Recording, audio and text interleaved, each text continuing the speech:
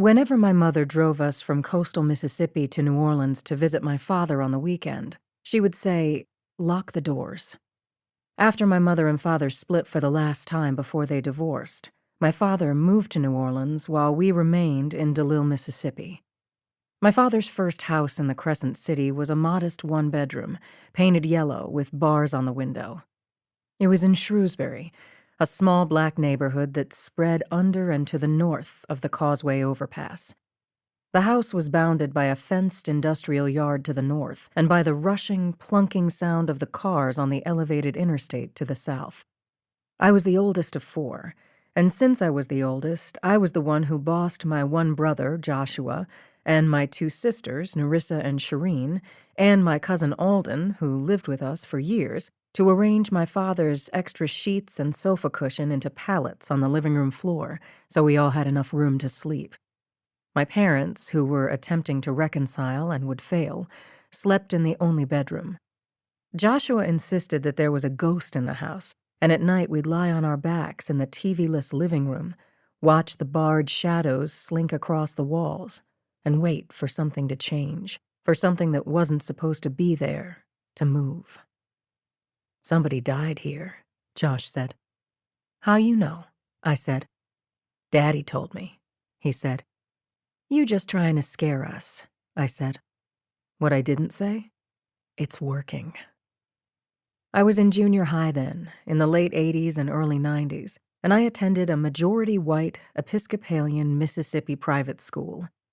I was a small-town girl, and my classmates in Mississippi were as provincial as I was. My classmates called New Orleans the murder capital.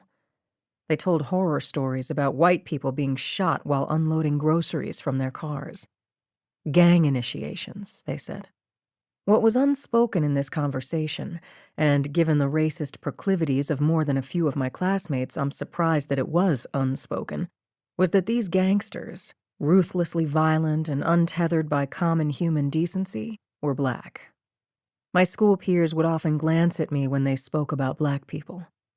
I was a scholarship kid, only attending the school because my mother was a maid for a few wealthy families on the Mississippi coast who sponsored my tuition. For most of my junior high and high school years, I was the only black girl in the school. Whenever my classmates spoke about black people or New Orleans and tried to not look at me but inevitably did, I stared back at them and thought about the young men I knew from New Orleans, my father's half-brothers. Uncle Bookie was our favorite of my father's half-brothers. He and his brothers had spent their lives in the neighborhoods my classmates most feared. Uncle Bookie looked the most like the grandfather I'd barely known, who'd died of a stroke at age 50. He had a chest like a barrel, and his eyes closed when he smiled.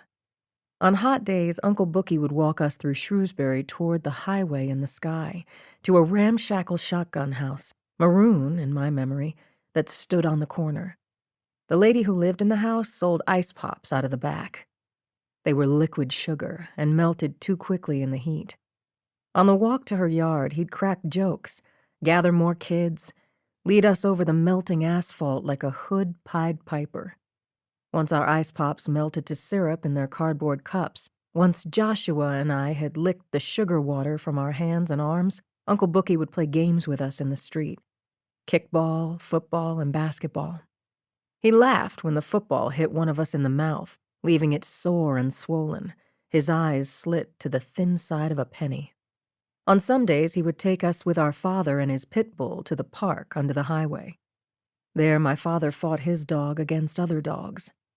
The other men who watched or coaxed their dogs to savagery were dark and sweat-glazed as their animals in the heat.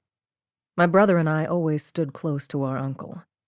We grabbed his forearms, holding tightly, flinching as the cars boomed overhead and the animals ripped at each other. Afterward, the dogs panted and smiled while they bled, and my brother and I relaxed our grip on our uncle and were happy to leave the shadowed world and the threat of a dog lunging outside the fighting circle. "Daddy ain't tell you no story about nobody dying in here," I said. "Yeah, he did," Joshua said. "You tellin' it," Alden said. When I was in high school, I could not reconcile the myth of New Orleans to the reality, but I knew that there was truth somewhere.